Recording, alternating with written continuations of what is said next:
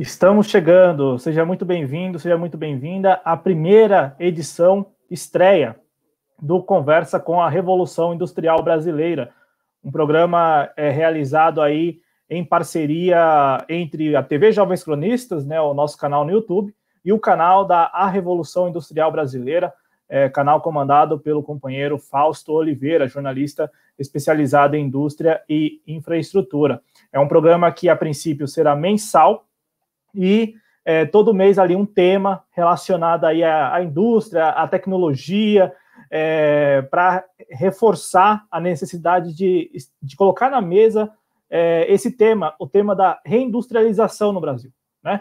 E aí, peço aqui licença ao Fausto para agradecer a quem vai chegando. Por favor, participe, o chat está à sua disposição. No Twitter é só mandar a mensagem aí no rodapé, né? O programa de hoje vamos falar aqui de ventiladores pulmonares, né? Demanda aí enorme em razão da pandemia do novo coronavírus. E também vamos falar um pouco aí de campeã nacional, né? De empresa, companhia campeã nacional. Esse conceito aí que muitas vezes gira na mídia, mas poucas pessoas topam explicar ou ao menos iniciar uma explicação do que seria isso. E aí nós vamos falar disso nesse programa. Então, a partir de hoje, uma vez por mês, o companheiro Fausto Oliveira, do canal Revolução Industrial Brasileira, conheça o canal, se inscreva no canal Revolução Industrial Brasileira, estará aqui na TV Jovens Cronistas para uma conversa sobre a importância de retomar, como eu disse, para ontem o processo de industrialização, de reindustrialização no Brasil. Tanto aqui em nosso canal, como no canal da RIB, por isso que é Conversa com a RIB, né, Revolução Industrial Brasileira, o objetivo é inserir na discussão o tema da reindustrialização do país, né? E aí, Fausto Oliveira, por favor, seja bem-vindo, muito obrigado por ter topado essa empreitada, né, aqui com os Jovens Cronistas, e peço a você que cumprimente o público e fale um pouquinho do projeto Revolução Industrial Brasileira. Muito obrigado mais uma vez, companheiro Fausto. Ô, Cláudio, eu te agradeço, eu fico muito contente aqui pelo convite que você me fez depois daquela nossa primeira participação, que durou 1h e tanto, né, na primeira live que nós fizemos tem algumas semanas atrás, e dali começamos a bater uma bola, dialogar, e dali saiu essa ideia de fazer um programa mensal, que eu prontamente aceitei, porque, como falava antes aí nos bastidores, me surpreendeu muito o engajamento, o compromisso, a limpeza de ideias, né, tanto do Cláudio como do Adriano, companheiro dele da TV Jovens Cronistas. Isso me fez acreditar no projeto de vocês, entendeu? Vocês são dois jovens que eu passei a admirar. Eu gosto muito quando vejo, né, eu já com meus 43 anos, gosto muito quando vejo jovens que têm aquele espírito que eu também tinha, né? Não que esse espírito possa prometer para vocês uma vida de muito sucesso, mas eu espero que sim, mas é um espírito que vai manter vocês acesos, vivos, né? Pensando sempre nas coisas que podem melhorar a vida social, né? Não apenas a sua vida individual, né? Então, por isso eu aceitei. Eu realmente acho que o Cláudio e o Adriano são pessoas sensacionais, e eu faço muita questão de estar ajudando aqui no projeto de vocês, nesse nosso programa mensal. Bom, Cláudio, a Revolução Industrial Brasileira é um projeto que nasce em 2019, tá? Como um canal de YouTube. Nesse momento, inclusive, ela está se expandindo, né? A gente fez um financiamento coletivo, que eu peço até a licença para poder divulgar. Fizemos em janeiro esse financiamento coletivo, e até está o link aí, já que o Cláudio prontamente né, disponibilizou a me ajudar a divulgar, para que ele pudesse pegar esses conteúdos, né, que nós chamamos de conteúdos desenvolvimentistas, né, conteúdos de pensamento econômico alternativo, heterodoxo, tem vários nomes para isso, mas enfim, que são as nossas ideias, as ideias que nós defendemos, né, para mudar a realidade produtiva do Brasil, né, e levar eles para outras plataformas. Então a gente está desenvolvendo, quero anunciar aqui para o seu público, né, um site, né, que vai ser o site da Revolução Industrial Brasileira, vai ser um grande portal de informação a respeito desses nossos temas, né? A gente compreende que muita gente não tem tempo de sentar e ouvir um vídeo inteiro de, às vezes, 50 minutos, né, que a gente faz, com muito conteúdo, mas que realmente complica, né? O cara sentar e ver um vídeo de 50 minutos com assuntos densos nem sempre é fácil. Então vai ter um site, né, com uma mistura de os próprios vídeos, mas também vão ter reportagens, notícias, artigos de opinião, ou seja, outros conteúdos de mais fácil assimilação que o sujeito pode levar e ler no celular e tal, no transporte, né, ou ler mais fragmentadamente ao longo do dia, e nós precisamos do apoio, né? Então, assim, se as pessoas puderem contribuir, maravilha, a gente fica muito agradecido. Não podendo contribuir, que ajudem a divulgar para outras pessoas que de repente possam, né? Qualquer contribuição que pudermos ter para mobilizar a Revolução Industrial Brasileira, nós supervalorizamos, entendeu? A gente fica realmente muito grato. O tema é esse, é como o Cláudio falou, é um projeto sobre a discussão da estrutura produtiva brasileira, né? Por que o Brasil é como é, né? Por que a economia brasileira há 40 anos patina e não cresce? Por que o Brasil, por mais que tenha dado certos picos de crescimento, nunca deixou de ser esse, né, mar de desigualdade, esse país dividido ao meio, né?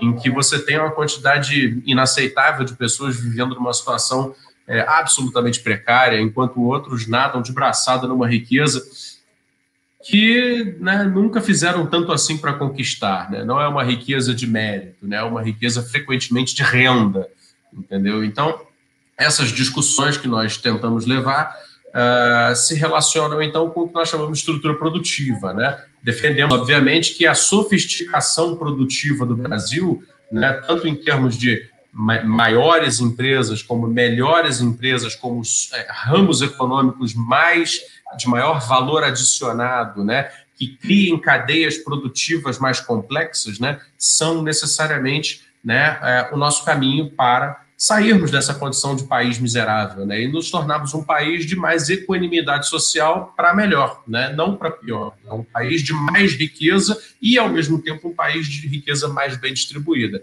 Então, esse é mais ou menos o propósito da Revolução Industrial Brasileira, que, se eu tivesse que definir numa palavra, eu definiria numa defesa do desenvolvimento socioeconômico, né? Não falamos apenas de crescimento, né? Não queremos o crescimento como um fim, mas trabalhamos com a ideia do crescimento econômico, do PIB, né? O porcento do PIB, ano a ano, como um meio para se atingir algo que não necessariamente é atingido só com crescimento, precisaria de outras coisas. E a gente discute isso lá, né? Então, assim, não é quantitativo, é qualitativo, né? Isso seria o desenvolvimento socioeconômico. Então, a gente debate isto na Revolução Industrial Brasileira. Para quem não conhece, convido a conhecer. Já tem no YouTube e, em breve, se Deus quiser, vai ter também com o site, né, que deve estar sendo lançado aí até no segundo semestre. Não sei exatamente quando. Mas, Cláudio, enfim, fiz uma introdução aí. Você fica à vontade de me questionar, entrar no nosso assunto aí do nosso primeiro programa, né? Perfeito, Fausto. E aqui, repito, né, na verdade está aí o link, né, então apoia.se/indústria, né, para que você que pode aí, que o orçamento permite, contribua, né, com o projeto da Revolução Industrial Brasileira. Fausto, daqui a pouco eu dou uma atenção aqui para o chat, muita gente aqui chegando, né, cumprimentando pela estreia aqui do Conversa com a RIB. RIB, mais uma vez, Revolução Industrial Brasileira, né, porque, vou deixar isso bem explicado. O tema de estreia é um tema bem provocativo, né, porque linka o momento, né, aí a pandemia do novo coronavírus, ventilador pulmonar, respirador, enfim, como você deve ter acompanhado aí na mídia, né, mas vamos falar de um aparelho que aí a demanda aumentou demais, né, e que o Fausto Oliveira, eu peço licença aqui para compartilhar a tela, o Fausto Oliveira, ele provocou todos nós no seu Twitter. Então, quem ainda não conhece o Fausto Oliveira, não segue o Fausto Oliveira no Twitter, né? @Fausto, Rev, né, de Revolução, Ind de Industrial, BR de Brasileiro. E aí o Fausto, né, ele publicou um fio, ele costuma publicar lá os fios, né, com comentários e ali divulgando, né, não é divulgando empresas, mas divulgando tecnologia, né? Ali o que ele apurou, porque o Fausto, lembrando, ele é jornalista, né? Jornalista especializado em indústria e infraestrutura. E aí, é bem curioso, isso eu quero que o Fausto conte para o nosso público, porque alguns dias antes dessa reflexão que você faz aqui no fio, Fausto, você havia publicado um vídeo lá no canal da Revolução Industrial Brasileira, questionando, né, ali se o Brasil teria condições de produzir nacionalmente respiradores, né, ventiladores pulmonares. E aí, depois de um tempo, coisa de uma semana talvez, né, você aí apurando, viu que aqui no Brasil uma empresa lá de Santa Catarina, né, uma empresa enorme aqui brasileira, que muitas pessoas aqui, eu acho que no chat, acham que é alemã, né, pelo nome e tal, né? Inclusive, quando eu conheci a WEG, não agora, ano passado, eu achava que era uma empresa alemã, uma multinacional e tal, mas não, né, uma empresa brasileira. Essa empresa brasileira conseguiu aí adaptar os seus espaços ali para produzir ventiladores pulmonares, né, Paulo? É isso aí. Você fez uma boa recapitulação da história. Quando surgiu, né, a pandemia, eu, como todo mundo, né, fui buscar muita informação a respeito. É muito dramática a situação, né? E entendendo aquelas primeiras coisas a respeito de como que a doença se manifestava, né, ficou claro e óbvio para todos que haveria necessidade desse aparelho eletromédico, né? Assim se classificam, né, no comércio internacional esses aparelhos de hospital, de UTI, né? São equipamentos eletromédicos. Então, dentre os equipamentos eletromédicos que compõem uma UTI completa, avançada, né, que pode dar conta de um paciente em situação de falência pulmonar, né, de falência respiratória, como é o caso do doente de Covid-19, está isso que, né, tecnicamente tem mais uso chamar como ventilador pulmonar, mas que na mídia brasileira ficou mais comumente conhecido como respiradores, né? Tanto faz, você pode usar a palavra que você quiser, respirador ou ventilador. Eu gosto de usar ventilador pulmonar porque eu tenho um certo compromisso com os termos técnicos, né, pelo meu trabalho e tal, pela minha profissão. Mas vamos lá.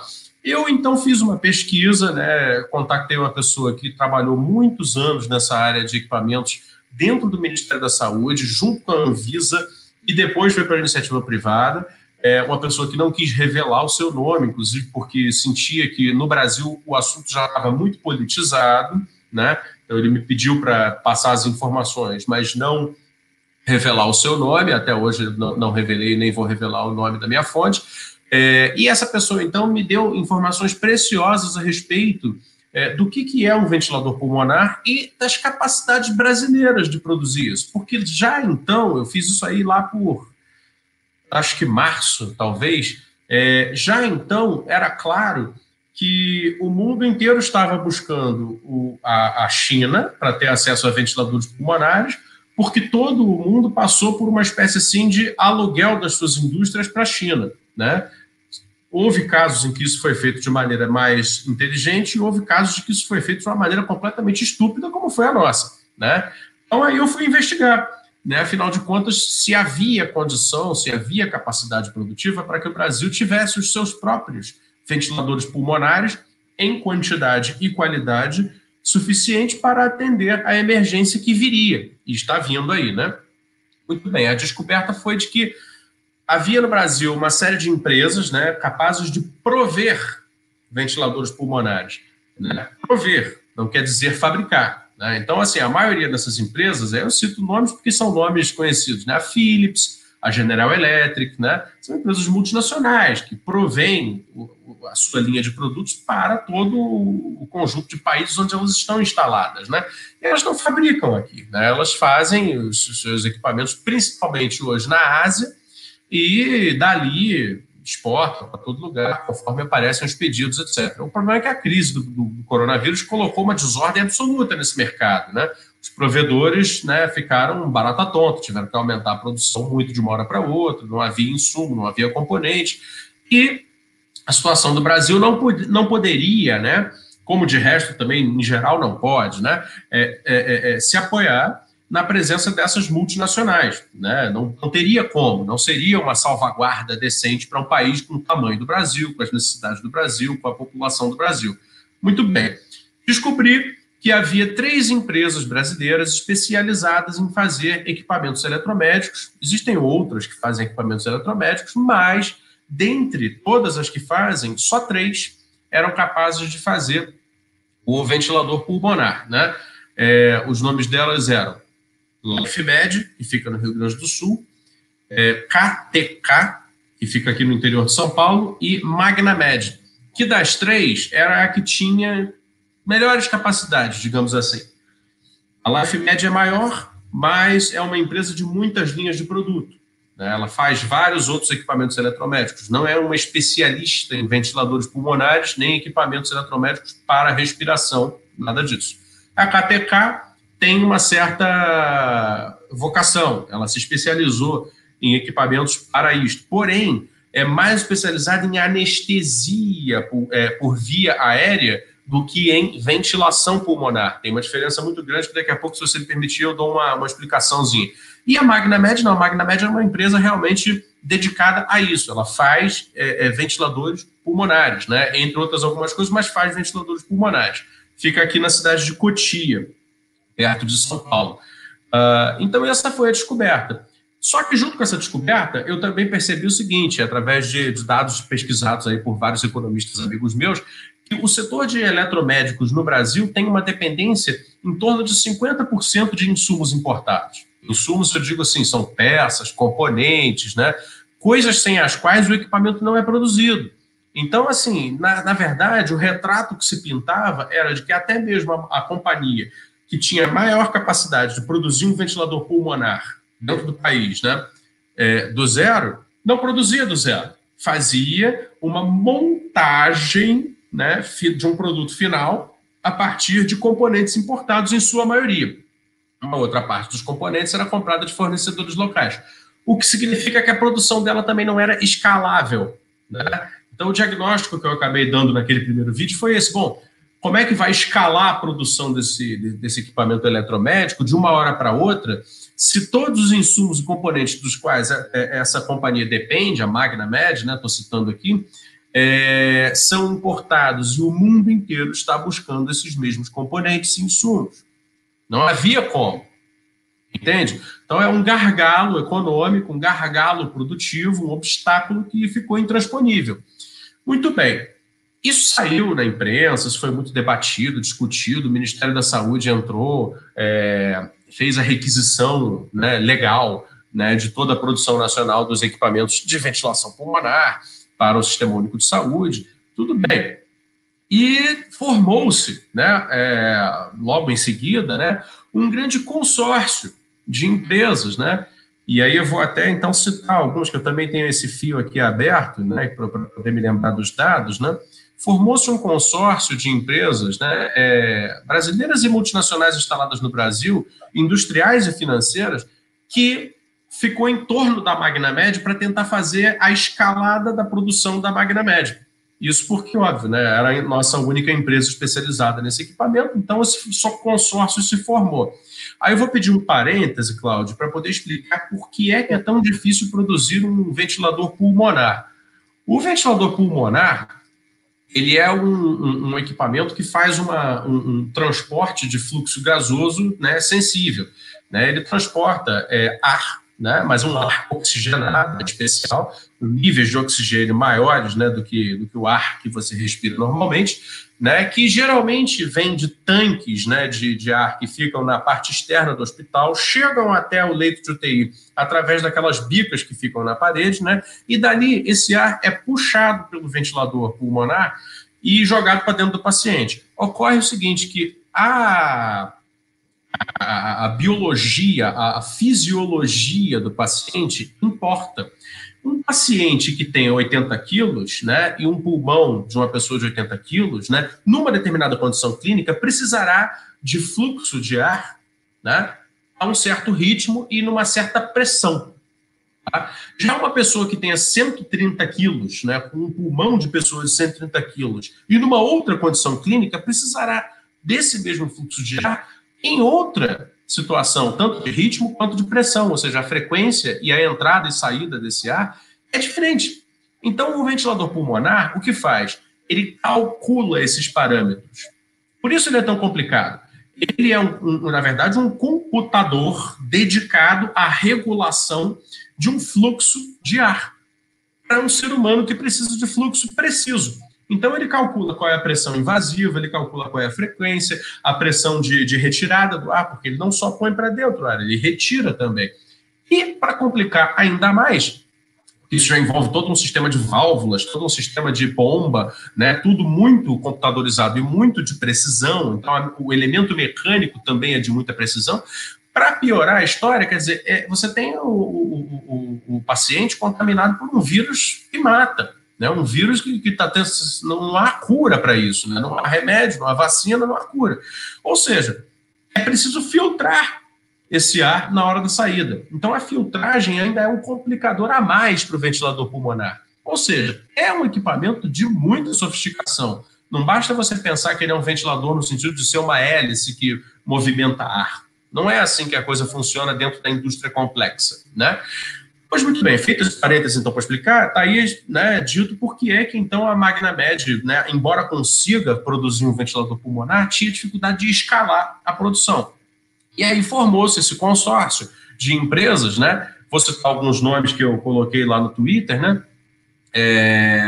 Esse consórcio era composto por nomes do seguinte lote, né, empresarial.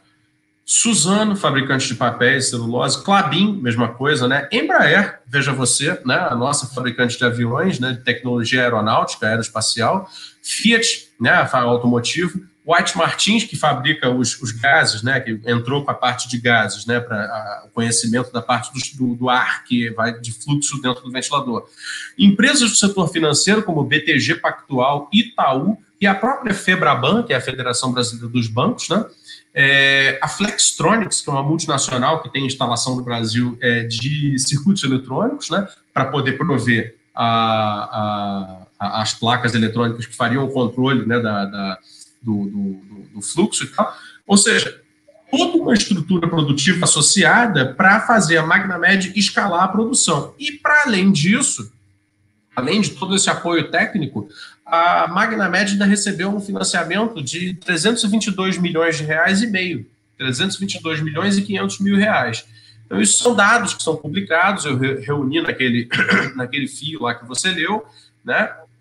E a esperança, então, era que esse consórcio pudesse chegar a produzir o ventilador pulmonar numa quantidade e num tempo curto, entendeu? Que satisfizesse as demandas do sistema público de saúde brasileiro durante a pandemia. Ora, ocorre, e aí é que entrou o problema que nos chama hoje aqui a discutir. A Magnamed, né, como empresa brasileira especializada, né, industrial, porém especializada, focada e que nunca recebeu da parte da política brasileira, né, da parte da política econômica brasileira, um projeto que pudesse transformá-la numa potência, naquilo que nós chamamos de campeã nacional, né, ela tem 150 funcionários, uma única unidade de produção. Né? Então, por mais que ela tenha recebido todo esse aporte técnico, todo esse aporte de capital, toda essa colaboração interempresarial, a realidade é que até a data da publicação lá, que foi 4 de junho, né, foi já esse mês, aquela que eu fiz no Twitter, a Magnamed tinha entregado para o Sistema Público de Saúde menos de 500 unidades do ventilador pulmonar, né, isso produzindo a todo vapor. Mas é isso, tem uma fábrica, tem 150 funcionários. E você não treina mais funcionários assim, como se fosse para entrar numa atividade de baixa sofisticação, porque você não vai conseguir. Esses funcionários são treinados por, no mínimo, muitos meses, até conseguir exercer uma função dentro de uma linha de produção disso. Paralelamente, várias outras iniciativas, né, começaram a acontecer. Tem a iniciativa aí da Escola Politécnica da USP, tem a iniciativa de várias outras empresas industriais que também fizeram protótipos, pessoas que gostam de montar coisas, né, inventaram sisteminhas de ventilador mecânico, etc. E a Anvisa foi descartando tudo isso, quer dizer, não tinha muita aplicabilidade para o problema que nós tínhamos. E, de repente, anunciou-se lá atrás que a VEG, né, que é a empresa, e que a VEG, né, a VEG é uma empresa especializada em sistemas e produtos para sistemas elétricos, né, uma fabricante grandíssima do Brasil, né, sediada em Jaraguá do Sul, Santa Catarina, né, fabricante de motores elétricos, alternadores, painéis elétricos, sistemas de no-break, sistemas de soft start, né, uma série de soluções e produtos, né, para o setor elétrico e para a movimentação, né, industrial, movimentação veicular, né, movimentação de equipamentos, porém sempre usando eletricidade. Basicamente, um motor elétrico, ele pega a eletricidade e transforma em movimento, né? Então, essa especialidade, esse conhecimento levou a VEG a ser o que ela é. uma empresa, que eu tenho aqui alguns números, né, que fatura, bem, aí é diferente da Magna Média, aí você já vou começando a entender qual é a diferença de uma empresa que tem projeto, que desenvolve, e uma outra que é só uma experiência, né? A VEG... Fausto, você me permite, para falar da VEG, eu gostaria de saber de você. Você que tem acompanhado isso já há alguns meses. Você, inclusive, falou que apurou junto a ali pessoas que estiveram ou estão no Ministério da Saúde. A VEG, né, a VEG, essa empresa brasileira lá do interior de Santa Catarina, correu por fora do radar mesmo assim, porque você descreveu para a gente até agora que havia aí um consórcio, né, há um consórcio que encontrou a empresa, encontrou a Magna Med, citada por você, e financiou ou ensaiou um financiamento, né, para a produção ali e tal de mais ventiladores pulmonares. E a VEG? Onde a VEG estava neste momento? Ninguém conseguiu mapear a VEG? Ela correu de fato por fora do radar? Olha, essa é uma pergunta cuja resposta exata eu não tenho, mas o fato é que a experiência mostrou que a VEG sim correu por fora do radar. Assim como eu conheço outros casos de empresas que também correram por fora do radar na tentativa de prover soluções, né? Enfim, no final das contas, as empresas são feitas por pessoas se sensibilizam. Eu posso citar aqui, por exemplo, a empresa Romanelli, do Paraná, que fabrica equipamentos rodoviários e por ter... dentro dos equipamentos que ela fabrica, existe um sistema chamado e-flow, né, que é um controle de fluxo de líquidos, né, de emulsões, etc. Eles adaptaram esse controle de líquidos para um modelo, né, que eles desenvolveram lá de ventilador pulmonar, que eu cheguei a ver funcionando, entendeu? E que eles estão tentando a aprovação na Anvisa. Então, assim, eu diria que provavelmente a VEG fez o seu trabalho independente do consórcio, porque até onde se sabe, claro que tem informações aí, porque esse governo não é transparente, ele não divulga as informações, mas até onde se sabe, o esforço, né, coordenado foi feito em torno da Magna Med. E a VEG apareceu correndo por fora com um resultado melhor e em menor prazo, né? E aí, se você me permitiu, eu entro no assunto de como é que eles conseguiram fazer isso, afinal, que eu acho que é o grande lance, né? Por favor. Então, é o seguinte, assim, a VEG conseguiu produzir mais ventiladores pulmonares em menor tempo, sendo que jamais havia feito um ventilador pulmonar na vida, porque essa não é a especialidade dela, por uma razão basicamente ligada à comparação de organizações industriais. A VEG é uma empresa que, sendo brasileira, né, como você comentou, ainda é capital nacional 100%, aberta em bolsa, negociada na Bolsa de Valores de São Paulo. Tá? É uma empresa que fatura 13 bilhões de reais por ano. Tá? Isso é o número de 2019. Tem um portfólio com mais de 600 linhas de produto, todos ligados aí à questão da eletricidade, como eu comentei antes, e algumas outras divisões ainda mais específicas, mas é mais ou menos isso. Tem filiais em 36 países, sendo que em 12 países tem fábrica, né? No Brasil são várias fábricas, né? Porque são 600 linhas de produto. Então ela tem linhas de produção espalhadas aí pelo país, né? Venda de produto já teve em 5 continentes. Aí, isso tudo eu estou tirando da própria fonte dela aqui, né? Só de funcionários são mais de 31 mil. Na verdade, quase 32 mil funcionários que a VEG tem espalhados pelos países onde ela tem atuação, mas concentrados a maior parte no Brasil. 3.600 engenheiros. Pense no que significa você ter 3.600 engenheiros trabalhando num único lugar. Né? A capacidade de produção de soluções rápidas dentro da boa técnica, da boa tecnologia, que um grupo de 3.600 engenheiros pensando juntos consegue produzir. Eu poderia seguir com outros dados aqui a respeito da empresa, mas o que eu estou querendo caracterizar é o seguinte: a VEG, então, entrando nessa corrida pelo ventilador pulmonar, saindo do zero, né, percebeu que, fazendo o que nós chamamos de uma conversão, né, da sua capacidade produtiva, né, em 5 fábricas, foi isso que ela fez, ela reconverteu, adaptou, né, 5 fábricas que ela tem no Brasil, para produzir. Aí fez a divisão, fez o planejamento. Algumas começaram a fazer ferramentas especiais para o ventilador pulmonar, as outras entraram com válvulas metálicas, outras entraram com componentes plásticos, outras fizeram os gabinetes metálicos, e as linhas de produção dentro dessas 5 fábricas se organizaram, né, sob o comando de, né, você veja bem o que são isso, 3.600 engenheiros, né, uma empresa de 13 bilhões de reais, com 32 mil funcionários praticamente. Então, essa coordenação foi muito mais eficaz dentro desse contexto do que naquele outro que eu citei antes. E o resultado foi o seguinte: enquanto a Magnamed estava entregando 500, ou menos de 500, né, no início de junho, do que ela tinha prometido de uma produção de alguns milhares, 6 mil e pouco, né, de ventiladores pulmonares, que ela provavelmente vai demorar até o fim do ano para produzir, a WEG já tinha produzido, eu tenho dado aqui, vou pegar, né, em 4 de junho já tinha feito, primeiro, né, o modelo, né, porque partiu do zero, então fez o modelo, que é o WL3, né, que tem até a foto lá no meu Twitter. Esse modelo já tinha, em 4 de junho, sido reproduzido em 300 unidades. Então, ela tinha saído do zero, fez a engenharia, construiu o modelo e botou em linha de montagem e fez 300 unidades, isso em 4 de junho, com todos os componentes já pronto para uso. Tá? Esses 300 primeiros tinham ido 200 para o governo federal, para o SUS, né? SUS espalhar pelo país inteiro, e 100 foram dedicados ao atendimento de saúde do governo de Santa Catarina. E o plano da WEG, que ela fez um plano para tudo isso, era de produzir ao todo 1.450.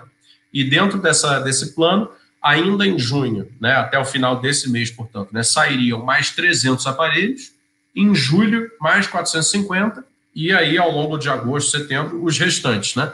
E com isso, essa empresa, então, conseguiu, né, está conseguindo, dar uma contribuição muito mais significativa do que aquele consórcio todo, né, aparentemente bem estruturado. A imagem apareceu, né?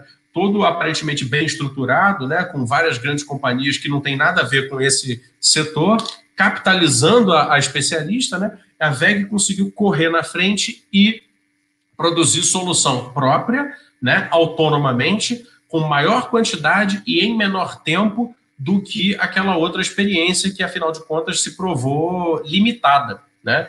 E aí a grande pergunta que eu vou dar um dado mais, que é o seguinte: o aparelho WL3 da WEG tem 75% de índice de nacionalização.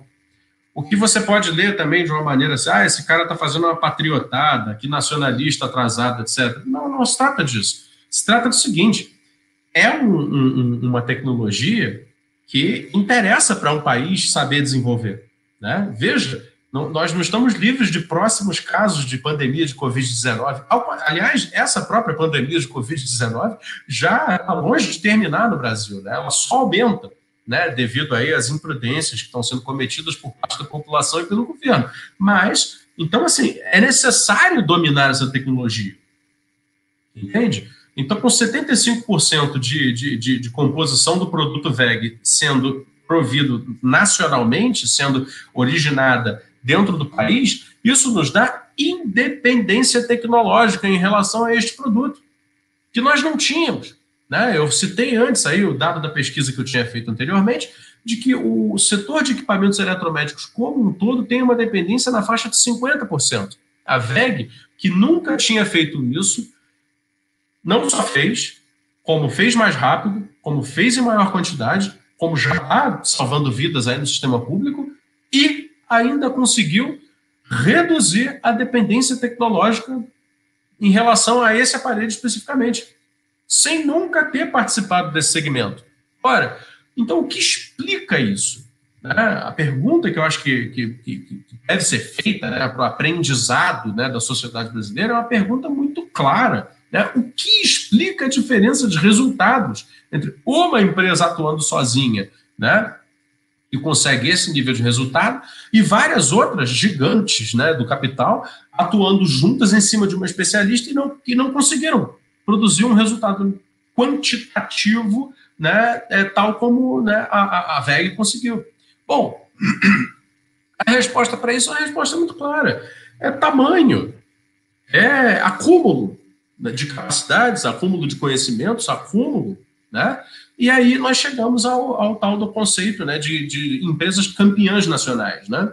É outro termo também que foi um pouco amaldiçoado, né? Virou sinônimo de JBS Friboi, sinônimo de corrupção, etc. A jihad anticorrupção brasileira, né? Porque aqui não é a jihad, né? Viraram todos malucos, né? Então a jihad anticorrupção brasileira, ela ouve a expressão campeãs nacionais, lembra logo de contrato fraudulento, superfaturamento, negócios escusos, né? Esse tipo de coisa. Caixa preta do BNDES, que afinal foi aberta e não tinha nada, né? O BNDES, um banco absolutamente limpo, nunca teve nada ali dentro de corrupção. As pessoas insistem, né, nesse problema, mas nunca teve nada de corrupção no BNDES. Agora está sendo indevidamente desmontado por causa disso, que não havia nada, e está virando uma agência de privatização, quando na verdade ele poderia estar ajudando a formar novas campeãs nacionais. Então vamos lá. As campeãs nacionais são empresas como a VEG. Não é tão difícil de compreender. São empresas com muita capacidade, com muito faturamento, com muita possibilidade de expansão,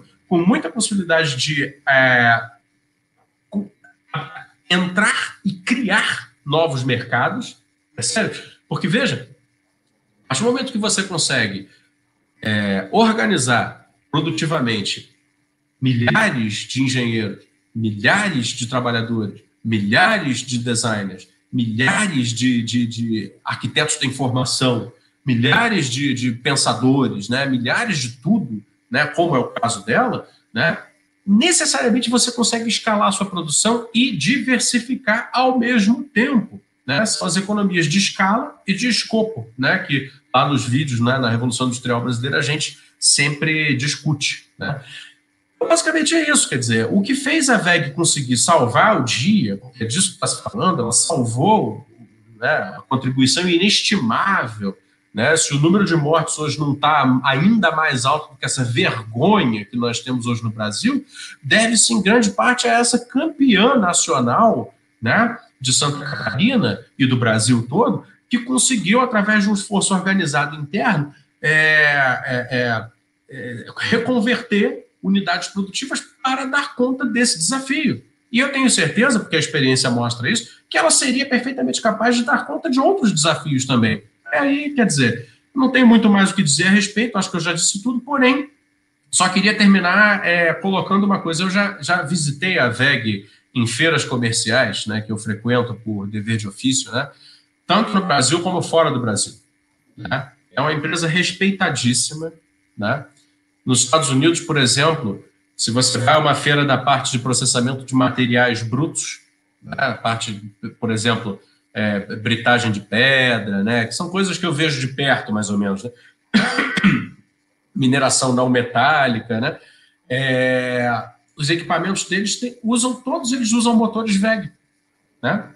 Usam, né, o produto VEG, um produto brasileiro, uma engenharia brasileira, que formou essa campeã nacional geradora de benefícios sociais e econômicos para o país, né, é um produto de escala internacional. A VEG tem fábrica na Alemanha. Comprou uma fábrica na Alemanha. Porque é desse nível de empresa que se fala. Então, quando a gente discute desenvolvimento econômico, assim, a sério, de verdade, né, é necessário falar, né, de campeãs nacionais. Porque sem as campeãs nacionais, você fica limitado a experiências muito positivas, muito bacanas, como a da MagnaMed, né? Empresas especializadas, focalizadas, mas que não têm escala. Né? E ao não ter escala, não adquirem domínio tecnológico pleno. Por não terem domínio tecnológico pleno, ficam na dependência econômica. Por ficarem na dependência econômica, nos carregam a todos, como sociedade, para uma situação de dependência econômica também. E se a dependência econômica se traduz em carência, né, material que vai levar à morte de pessoas, morrem pessoas. Entende? Então, assim, eu costumo sempre dizer nas discussões que eu travo, assim, uma frase que é um pouco impactante, mas o subdesenvolvimento mata. Subdesenvolvimento mata, né? Aqui no Brasil morre-se muito de morte matada, né? A polícia mata muito, eu sei disso. Então é um problema social que nós temos. Mas o nosso problema econômico também é um problema econômico assassino. o subdesenvolvimento brasileiro sempre matou e continuará matando até que ele acabe, né? E a única maneira de acabar é universalizando certas condições materiais, e a universalização dessas condições materiais não acontecerá, né, sem um desenvolvimento que envolva, né, atores públicos, atores privados, né, de variadas espécies, e o máximo possível de conhecimento aplicado na produção, né? A WEG é o que é porque ela não produz apenas, digamos, sapatos, copos de plástico, né, ou papel, ou chapas de metal. A WEG é o que é a campeã nacional, ou como eu gosto também de chamar, a universidade produtiva, né, que é, hoje, talvez a única do Brasil, tirando a Embraer, é a única, né, são as duas, né? A WEG é o que é porque ela se dedicou à produção sofisticada, né? A produção de bens finais, né, de alto valor adicionado, e tem alto valor adicionado, e, portanto, geram riqueza, porque são sofisticados. A sofisticação é o reflexo material do conhecimento aplicado no produto. Então, sem isso, né, nós não superaremos o subdesenvolvimento crônico. Não superando o subdesenvolvimento crônico, não deixaremos, né, de ser um país que, infelizmente, mata a sua população, né, de diarreia por falta de esgoto, de bala por causa de polícia, de ignorância por falta de educação, de falta de dinheiro e, portanto, falta de nutrição e, portanto, falta de atendimento de saúde, etc. Ou seja, toda a espiral miserável brasileira que ocorre em função de uma estrutura produtiva que é incapaz de disseminar, reproduzir, proliferar experiências como a da WEG, como a da Embraer, que infelizmente são isoladas, né? Então, basicamente, o que nós precisamos? Nós precisamos pensar melhor, e acho que essa experiência do Covid agora, e é por isso que eu divulguei isso no Twitter, né? Fiz o vídeo, etc., né? Aprender com essa experiência da pandemia do Covid, de uma vez por todas, que estrutura produtiva melhor, mais sofisticada, significa mais riqueza material, que se traduz em mais riqueza social, que se traduz em mais atendimento de direitos, que se traduz em melhores empregos, que se traduz em civilização, se traduz em desenvolvimento, se traduz em salvar vidas. Não só porque o ventilador pode salvar a vida da pessoa, mas porque as pessoas vivem, passam a viver e não só a remediar as suas vidas, né? Então, basicamente, seria isso, entendeu, Cláudio?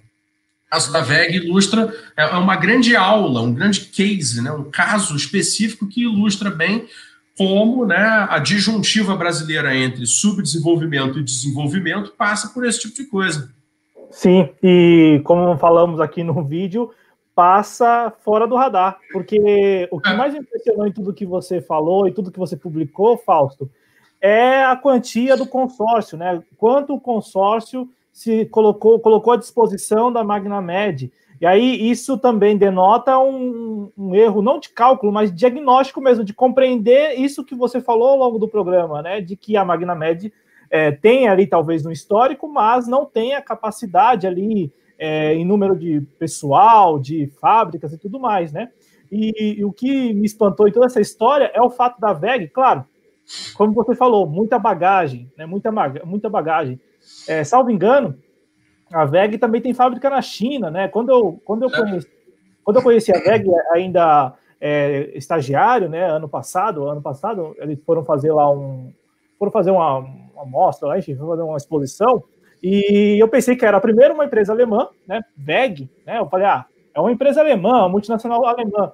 E também achava que eles ali não tinham fábrica na China. Quando eu descobri que era brasileiros, né, não sabia. Eu falei, não, no máximo ali, interior de Santa Catarina. E quando eu acessei, fui procurar e tal, de fato, uma grande empresa, né, e como você falou, bem disse, né, que de alguma maneira aí representa muito bem essa questão de campeã nacional, né? E aí você falou da Embraer, Fausto, se me permite, eu aqui, né, pesquisando para o programa e tudo mais, Embraer, você citou a Embraer e falou da WEG, né? A Embraer está junto da WEG aí nesse projeto, nessa cooperação, né, desde o ano passado, essa cooperação científica e tecnológica para desenvolver aí, né, um conjunto de novas tecnologias, enfim, na ideia, como você explicou, né, da ideia da WEG de produzir, né, no campo, no setor, enfim, de propulsão elétrica. Então tá aí essa foto, né, essa foto aí é do pequeno porte monomotor que foi testado em dezembro do ano passado, né? E a WEG participou aí no motor, né, no motor elétrico. Então é uma parceria da WEG com a Embraer, né? E pelo que você disse também, muito aprendizado a WEG deixa, né? E também uma outra coisa, Fausto, que eu tinha pesquisado e quero mostrar para o nosso público, né? Você falou desses números, né, de quanto a WEG tem entregado aí de respiradores, de fato, enquanto a Magnamed, né, que você citou e que faz parte do consórcio, encontrou dificuldade ali para entregar 500 respiradores e tal, nessa semana um jornal lá de Santa Catarina, esse jornal O Município, publicou essa matéria com a manchete, né? O governo de Santa Catarina recebe mais 120 respiradores pulmonares da WEG. E aí, ao todo, foram adquiridos 500 ventiladores. É a terceira remessa já que a WEG entrega lá para o estado, para o governo, né, do estado de Santa Catarina. Pois é. Ô, Fausto, e aí aqui voltando, eu quero cumprimentar o nosso público, né, até porque a gente já, aqui pelo combinado, a ideia é que o programa seja um programa bem dinâmico, né, no sentido de expor ali o tema e também para que a gente possa, de repente, vamos aí testar, né, a primeira estreia, então a gente vai testar se dá certo subir lá no Instagram. Se der certo, aí a gente segue com essa ideia de fazer lives curtinhas, né, então eu quero cumprimentar aqui, Fausto, o José Neves, o Adriano Garcia, que também é nosso editor responsável, que está aqui no chat, o companheiro que nós conhecemos recentemente, o Cristiano Araújo, do canal Em Nome da Rosa, né, e aí um abraço para ele. Ele veio aqui, ele esteve aqui na TV Jovens Cronistas e falou que admira muito seu trabalho também, acompanha todos os... É recíproco. Então, aqui, ó, ele falou, não poderia deixar de ver o meu amigo Fausto Oliveira, grande parceiro. E aí, e ele diz, né, o canal da RIB, né, da Revolução Industrial Brasileira, é um dos melhores canais do YouTube. Muito obrigado. A propósito, o link está aí no chat, viu? Quem ainda não conhece, quem vai chegando aí na TV Jovens Cronistas, quem não conhece o canal Revolução Industrial Brasileira, conheça, se inscreva, ative o sininho, é importante acompanhar. E aí, a Eliana Cesário, né, nossa sócia e membro por aqui também, Matheus Fernandes, que chegou pelo Instagram, o João Batista Castro Alves, sobrenome de peso aí do João Batista, sobrenome de muito peso, o Márcio Caraça agora também por aqui. E aí, Fausto, para a gente encerrar o programa aqui, o Adriano falou, né? O Adriano escreveu aqui no chat, agradecendo pelo carinho e também pelas palavras, né? Aqui, ó, admiração mútua, querido, muito grato por crer no nosso projeto, né? Isso em relação ao que você disse no início do programa, em relação aqui. Esse é o Adriano que estava naquela primeira live, né? Um abraço para você. Um abraço para você. O nosso editor responsável. E, de fato, assim, uma honra participar de um programa aqui e ter essa parceria, lembrando que é uma realização conjunta aí da TV Jovens Cronistas e do canal A Revolução Industrial Brasileira.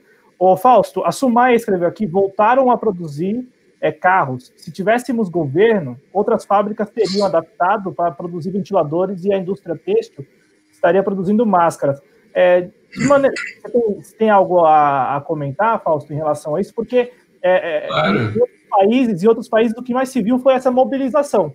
Aqui no Brasil, se houve em algum lugar bem localizado, e bem breve também. A Magnamed, quando você falou, só lembrei, aqui em Cotia, invadiram a fábrica, né? A prefeitura, não sei se era o prefeito ou o secretário lá de Cotia, invadiu a fábrica. Foi. O Su, basicamente aqui a questão é a seguinte: governo, né, que se preze num país como o Brasil tem que ter política industrial, né? Política industrial é sempre uma diretriz de longo prazo visando a sofisticação produtiva. Ela pode escolher produzir equipamentos eletromédicos, ou produzir veículos elétricos, ou produzir tecnologias de energia limpa. As políticas industriais variam, elas podem atender diferentes critérios. Existe muito debate sobre o que são as políticas industriais adequadas para cada lugar. E a experiência de um país, em geral, não é replicável em outro país, porque as histórias dos países são completamente diferentes, as geografias são diferentes. as formações educacionais, sociais, etc., são diferentes. Então, assim, é óbvio que sempre vai existir algum grau, né, de troca. Né? Nunca vamos aqui falar que vai existir um momento em que o Brasil será autônomo em todo tipo de produto. Não, isso não se trata disso. Se trata de aumentar o nosso nível de independência tecnológica. E aí entra no que você comentou, porque, de fato, nós tínhamos, né, um problema aí com as máscaras, né, que foi mais ou menos bem resolvido por uma questão ligada à petroquímica. Né? A petroquímica simples, né, pega o polipropileno e transforma no tal do TNT, né, tecido não tecido. Né? É uma petroquímica simples. Esse é o material que faz a tal da máscara 3PLY, que é a tal da máscara cirúrgica, aquela que você mais vê na rua. Uma faixa branca aqui, os elásticos e aquelas dobras, né? Então, essa é a máscara cirúrgica feita de TNT, tecido não tecido, que é um derivado do polipropileno. Porém, a máscara que realmente protege o médico, o cirurgião, o intensivista, o motorista de ambulância, os enfermeiros de UTI, os fisioterapeutas pulmonares, aqueles que vão ficar nos ambientes onde o vírus está em suspensão no ar, né, que são as UTIs, esses lugares, né, onde o vírus vai estar em suspensão no ar inevitavelmente, né, essa máscara é a N95. E aí, ela também é feita de um derivado de polipropileno, só que, basicamente, esse polipropileno vai passar por uma máquina que faz um processo térmico super preciso. Ela, ao mesmo tempo, aumenta a temperatura do polipropileno, né, dá um calor nele, né, ele meio que se dissolve e injeta um sopro. Né?